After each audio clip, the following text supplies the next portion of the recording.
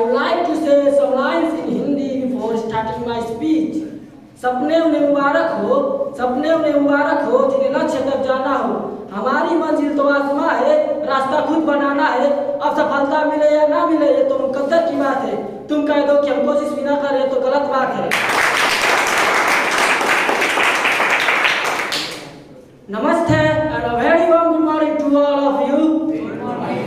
I would like to extend my deepest gratitude to Global Spoken English for providing us with a wonderful platform to enlighten our brains and develop our personalities.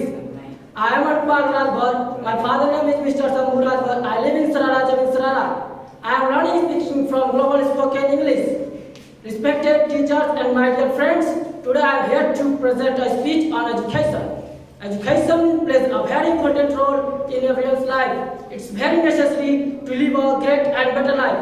For that, it's very important to get a proper education. The word education not only means acquiring knowledge.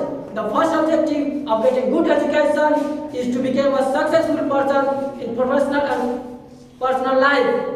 The word education is the most powerful weapon which you can to change the world.